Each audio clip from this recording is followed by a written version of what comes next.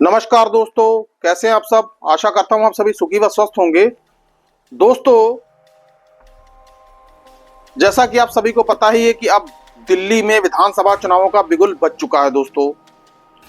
और तीनों ही पार्टियां, चाहे वो आम आदमी पार्टी हो, चाहे वो भारतीय जनता पार्टी हो या चाहे कांग्रेस पार्टी हो दोस्तों, अपनी अपनी तरह से वोटरों को लुभाने में लगी हुई है दोस्तों।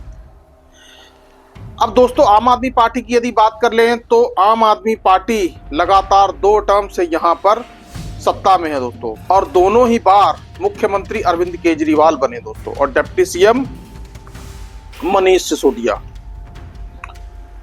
दोस्तों। लेकिन पिछले कुछ समय से घटनाक्रम ऐसा चेंज हुआ कि अरविंद केजरीवाल को अपनी कुर्सी से इस्तीफा देना पड़ा दोस्तों। जैसा कि आप सभी जानते ही हैं कि 2024 के लोकसभा चुनावों में जिस तरह से उससे पहले अरविंद केजरीवाल के ऊपर मामला दर्ज किया गया और उन्हें गिरफ्तार किया गया और उन्हें जेल भी भेजा गया दोस्तों।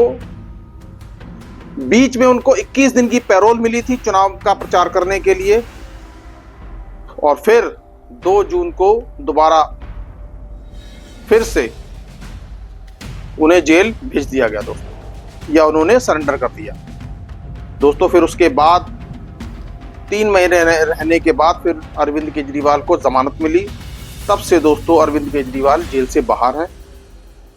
और दोस्तों, भारतीय जनता पार्टी के लगातार प्रश्न उठाए जाने के बाद अरविंद केजरीवाल ने सीएम पद से इस्तीफा दे दिया और आतिशी मार्लेना को नया सीएम बनाया गया दोस्तों। जब से अरविंद केजरीवाल ने इस्तीफा दिया है तब से अरविंद केजरीवाल लगातार जमीनी स्तर पर काम कर रहे हैं दोस्तों। लगातार जनता के बीच में जा रहे हैं, जनता के मुद्दे उठा रहे हैं दोस्तों, चाहे वो बिजली का मुद्दा हो, पानी का मुद्दा हो, स्वास्थ्य का मुद्दा हो, कॉलोनियों का मुद्दा हो दोस्तों, चाहे महिलाओं को 2500 रुपए महीना देने की घोषणा करने की बात हो दोस्तों, या संजीवनी योजना लागू करने की बात हो दोस्तों। अरविंद केजरीवाल लगातार जमीनी स्तर पर काम कर रहे हैं, और अरविंद केजरीवाल ही नहीं बल्कि अरविंद केजरीवाल की पूरी टीम लगी हुई है इस काम में दोस्तों। और दोस्तों, वहीं भारतीय जनता पार्टी अरविंद केजरीवाल के ऊपर पूरी तरह से हमलावर है दोस्तों, क्योंकि दोस्तों चुनावी पंडितों का मानना है कि दिल्ली में मुकाबला सीधा सीधा अरविंद केजरीवाल और भारतीय जनता पार्टी के बीच में होने वाला है दोस्तों। ऐसा लग रहा है कि जैसे कांग्रेस किसी तरह से भी रेस में है ही नहीं। लेकिन दोस्तों, जिस तरह से हरियाणा के चुनाव और महाराष्ट्र के चुनाव भारतीय जनता पार्टी ने जीते हैं दोस्तों, तो ऐसा लगता है कि कुछ भी हो सकता है दोस्तों। लेकिन अरविंद केजरीवाल इस बार कोई भी कोर कसर नहीं छोड़ना चाहते दोस्तों। अब बात कर लेते हैं थोड़ी सी कांग्रेस की भी। अब दोस्तों, कांग्रेस इन सब में कहां है दोस्तों। राहुल गांधी तो नजर ही नहीं आ रहे, जबकि ये वही राहुल गांधी हैं जिन्होंने 2023 में भारत जोड़ो यात्रा, न्याय यात्रा दोस्तों और 2024 के लोकसभा चुनावों का पूरा परिप्रेक्ष्य ही बदल करके रख दिया था। मोदी सरकार को पूर्ण बहुमत लेने से रोक दिया था। कांग्रेस की पार्टी का उदय हुआ और 100 सीटें आज कांग्रेस के पास हैं दोस्तों लोकसभा में दोस्तों। यदि 2 टर्म से देखा जाए तो कांग्रेस आज काफी अच्छी पोजीशन में है दोस्तों। लेकिन दोस्तों, अब दिल्ली के विधानसभा चुनावों की बात हो रही है तो राहुल गांधी का जिक्र ना हो, ऐसा कैसे हो सकता है दोस्तों। आपको याद ही होगा कि राहुल गांधी लगातार पिछले कई दिनों से, जब से नेता विपक्ष बने हैं, दिल्ली की गलियों में जा जाकर लोगों से मिलते रहे दोस्तों। कभी दिए वाली मार्केट में चले जाते हैं दोस्तों, कभी सब्जी मंडी में चले जाते हैं, कभी मोचियों के पास चले जाते हैं दोस्तों। राहुल गांधी भी अंदर ही अंदर लोगों से, पब्लिक से कनेक्टिविटी बनाने का काम करते आ रहे हैं दोस्तों। लेकिन वहां अरविंद केजरीवाल घोषणाएं और अपने किए हुए काम लोगों को गिना रहे हैं दोस्तों। हाल ही में कांग्रेस ने 2 योजनाएं लॉन्च की हैं दोस्तों, प्यारी दीदी योजना और एक ऐसी योजना जिसमें सभी को दिल्ली वासियों को 25 लाख रुपए तक का मुफ्त बीमा मिलेगा दोस्तों आज दिल्ली में कांग्रेस पार्टी की ओर से घोषणा की गई दोस्तों, उसमें इस योजना का जिक्र किया गया दोस्तों। उसमें उस मीटिंग की अगुवाई अशोक गहलोत कर रहे थे दोस्तों। जरा सुनिए अशोक गहलोत क्या कह रहे हैं दोस्तों। दिल्ली गवर्नमेंट, जो दिल्ली हमारी प्रदेश कांग्रेस कमेटी ने जो घोषणा कराई है जीवन रक्षा योजना, ये योजना वही होगी जो राजस्थान की है।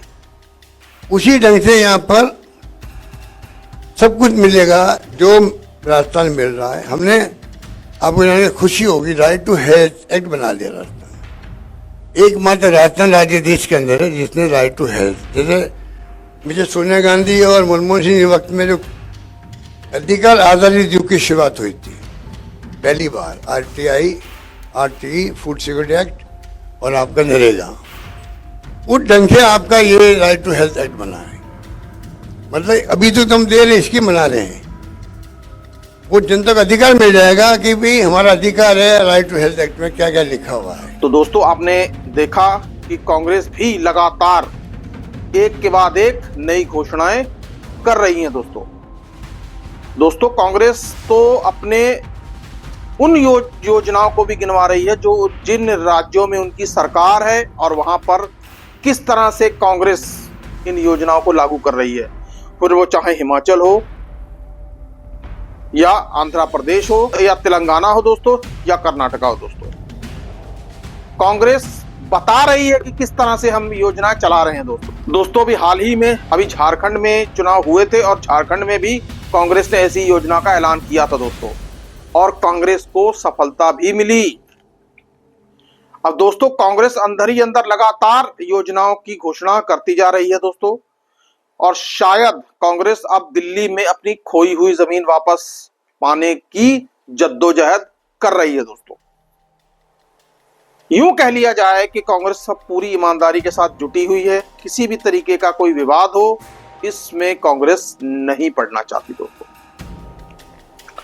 अब दोस्तों बात की जाए भारतीय जनता पार्टी की, तो दोस्तों भारतीय जनता पार्टी का एक ही निशाना है, वो है आम आदमी पार्टी, और अरविंद केजरीवाल को पूरी तरह से भाजपा ने टारगेट किया हुआ है दोस्तों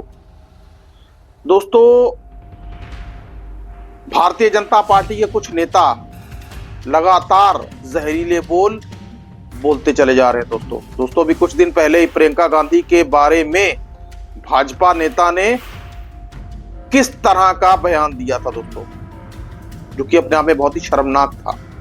और अब अरविंद केजरीवाल के घर के ऊपर भी भारतीय जनता पार्टी तंज कस रही है दोस्तों।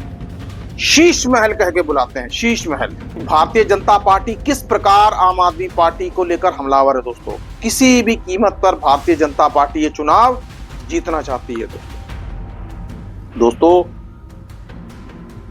एक सच ये भी है कि लगातार 2 या 3 लोकसभा चुनावों की बात अगर हम कर लें तो दिल्ली में लगातार 7 की 7 लोकसभा सीटें भारतीय जनता पार्टी ही जीती है। लेकिन यदि विधानसभा की बात की जाए, लोकल मुद्दों की बात की जाए, तो आम आदमी पार्टी भारतीय जनता पार्टी पर पूरी तरह से भारी पड़ी है दोस्तों। और दोस्तों इस बार भी केजरीवाल लगातार लोगों को जा जाकर अपने काम बता रहे हैं कि हमने स्कूलों की दशा कैसे सुधरवा दी, अस्पतालों का अब हाल क्या है, गैर अनधिकृत कॉलोनियों को किस तरह से अब अधिकृत बना रहे हैं, जल बिजली के बारे में और क्या क्या नई योजनाएं लेकर आए हैं दोस्तों इस तरह अरविंद केजरीवाल लोगों के बीच में अपनी पैठ बनाते जा रहे हैं दोस्तों। लेकिन भारतीय जनता पार्टी के पास और कांग्रेस के पास यदि कहा जाए तो केजरीवाल की टक्कर का नेता है ही नहीं। अब यह देखना बड़ा दिलचस्प होगा कि कांग्रेस और भारतीय जनता पार्टी अरविंद केजरीवाल के तूफान का सामना कैसे कर पाती है दोस्तों। जाहिर सी बात है कांग्रेस पार्टी राहुल गांधी को लेकर और भारतीय जनता पार्टी नरेंद्र मोदी का चेहरा ही आगे रखेंगी। लेकिन दोस्तों दिल्ली की यदि बात की जाए तो अरविंद केजरीवाल के इर्द गिर्द आम आदमी पार्टी की राजनीति घूमती है, या यूं कह ले कि दिल्ली की राजनीति अरविंद केजरीवाल के आसपास घूमती है। दोस्तों अब देखना बड़ा दिलचस्प होगा, क्योंकि चुनावी माहौल पूरी तरह से गर्म हो चुका है और तीनों ही पार्टियां जोर लगा रही हैं। दोस्तों अरविंद केजरीवाल इस बार लगातार चौथी बार जीतने को देख रहे हैं, वहीं कांग्रेस अपनी जमीन तलाशने में जुटी है और भारतीय जनता पार्टी पहली बार यहां पर सरकार बनाने की ओर देख रही है, मदन लाल खुराना के बाद। दोस्तों अब नतीजे क्या होंगे, कौन बाजी मारेगा, अब ये तो 8 फरवरी को ही पता चल पाएगा दोस्तों। तब तक इंतजार कीजिए और इस चुनावी लड़ाई का मजा लीजिए दोस्तों। आज के लिए इतना ही। सुखी रहिए, स्वस्थ रहिए। जय हिंद, जय भारत।